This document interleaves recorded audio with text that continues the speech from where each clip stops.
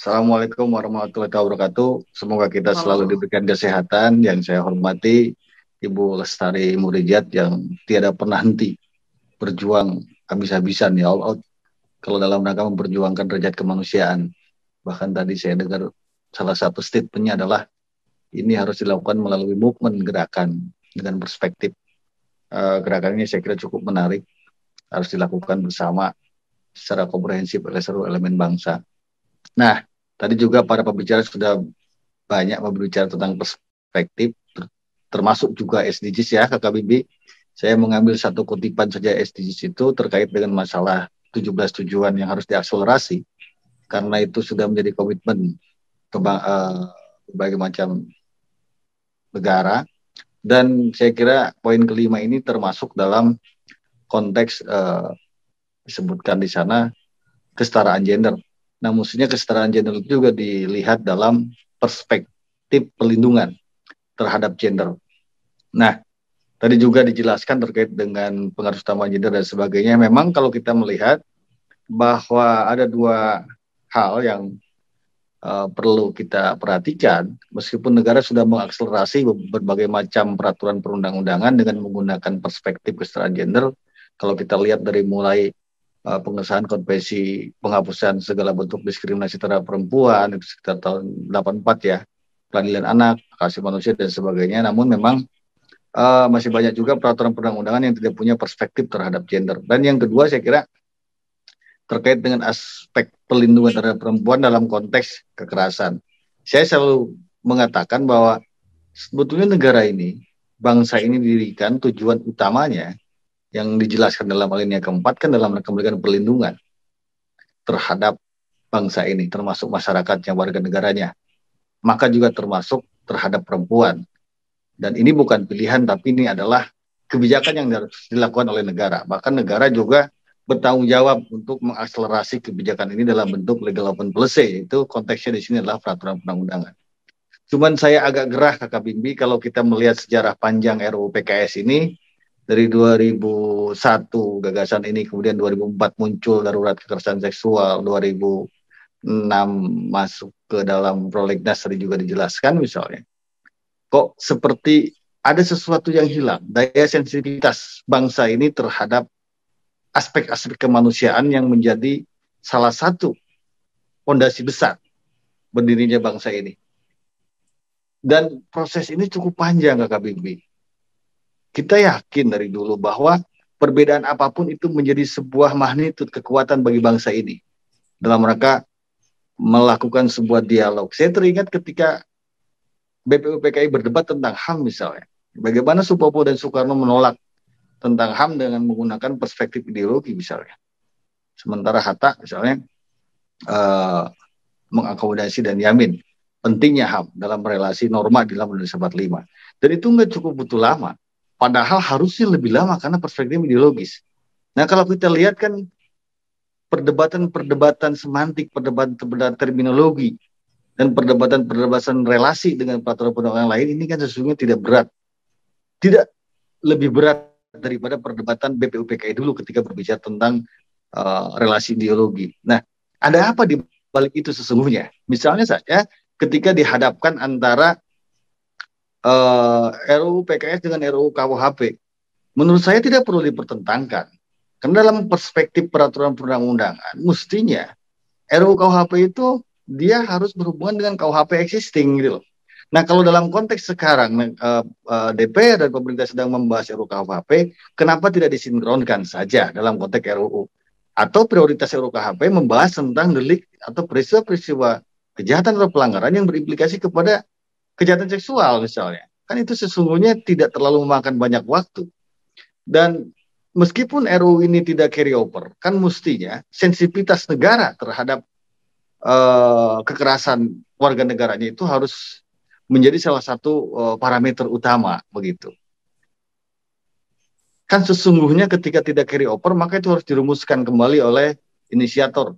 Itu DPR dalam hal ini balik kemudian menetapkan panja. Nah, menurut saya itu sebaiknya memang yang dirumuskan adalah beberapa hal yang dianggap kontroversi. Nah, saya kira tadi juga sudah dijelaskan oleh inisiator perumus gitu ya. salah satu penanggap. Ini kan dari dulu itu aja stuck. Jadi dialognya itu aja. Jadi kayak berdebat yang tidak pernah akan usai dan tidak akan pernah selesai. Saya kira itu bukan dalam forum kenegaraan. Karena negara ini sesungguhnya porsinya adalah dalam rangka kapasitas mengambil sebuah kebijakan. Kalau nggak selesai-selesai itu cukup diskusi saya sama Kakak Bimbi aja, gitu ya. Kalau konteks negara kan berbeda, apalagi negara punya tanggung jawab besar dan dia harus mengambil sebuah kebijakan dalam rangka konteks ini. Yang kedua saya kira Kakak Bimbi, saya berpikir kenapa ini barang, kenapa RUU PKS itu harus selalu melulu masuk ke dalam skema prolegnas. Ini saya kira kayak lelucon begitu. Apakah karena Sri Mulat sudah tidak tampil lagi di TV gitu? Sehingga ya ini bagian lucu-lucuan lah. Bagaimana berdebatnya kemudian seolah-olah dalam wilayah yang sangat formil. Masuk prolegnas atau enggak? Nanti udah masuk prolegnas cabut lagi. Kalau kata anak saya seperti ingus naik turun gitu ke Bimbi. Nah, sebetulnya kalau kita melihat norma secara utuh dalam Undang-Undang 12 2011, maka RUU itu tidak harus melalui skema prolegnas. Saya kira urgensi dan kepentingan masyarakat itu ada salah satu jalur untuk memangkas prolegnas. Maka saya kira ini seperti dagelan dalam politik legislasi. Dan kita sudah punya berbagai macam pengalaman, misalnya salah satunya RUU tentang bantuan hukum karena dianggap urgent, maka dia tidak perlu melalui prolegnas. Apalagi ini kepentingan masyarakat yang sudah dinyatakan darurat terhadap kekerasan seksual. Yang ini yang saya kira cukup penting dan signifikan. Ya kalau dikaitkan dengan RUU KUHP, kita tahu sendiri RUU KUHP entah kapan selesainya, nggak akan selesai di barang. Apalagi sebetulnya substansi materinya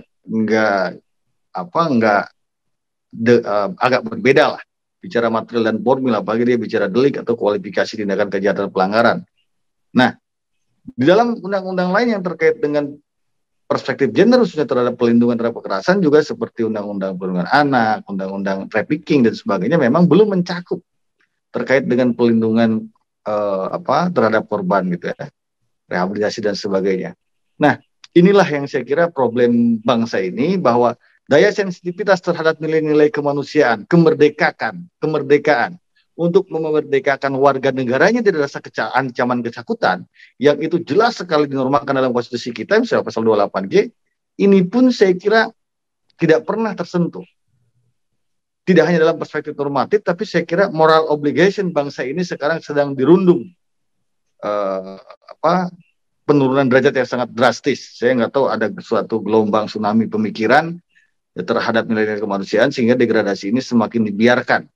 Dan ini saya kira tidak bagus bagi negara besar seperti kita yang dibangun atas dasar fondasi kebinekaan, perbedaan-perbedaan yang cukup sangat substantif, tapi ini perbedaan kecil ternyata menjadi satu faktor penghalang, bukan sebagai sebuah kekuatan.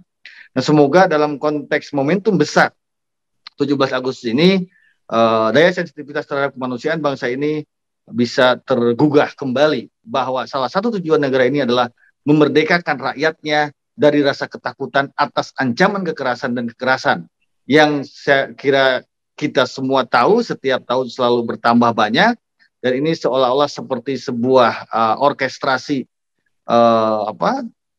yang harus ditonton bersama tapi tidak disikapi secara segera.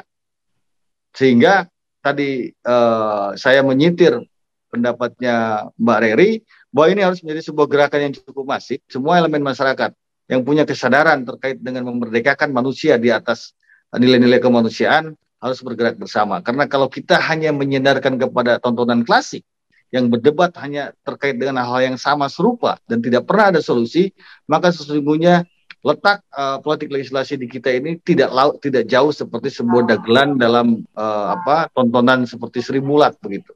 Nah, ini yang saya kira Kakak Bimbi, catatan dari saya bahwa kalau kita melihat konstitusi sebetulnya clear, nggak ada pilihan lain, nggak ada penundaan, bahwa ini harus melakukan suatu upaya dengan pola reaksi cepat bagi negara, karena negara diam sebetulnya merupakan juga pelanggaran yang dilakukan oleh negara atau delik by omission. Nah, tapi memang ini yang harus kita bangun bersama adalah sebuah gerakan kesadaran, tidak hanya dibangun dalam konteks kesadaran kognitif, tidak hanya dalam perspektif pikiran, tapi kesadaran kultural inilah yang saya kira menjadi magnitud besar agar supaya mewaraskan pikiran dan tindakan bangsa ini ketika melihat kekerasan yang dilakukan oleh siapapun dan dalam bentuk apapun, sesungguhnya itu menjadi tanggung jawab bersama bagi kita untuk menghapuskan kekerasan sebagaimana dimaksud. Mungkin itu Kakak Bibi catatan dari saya. Terima Wabillahi kasih taufiq wal Kang hidayah. Natang. Wassalamualaikum warahmatullahi taala wabarakatuh.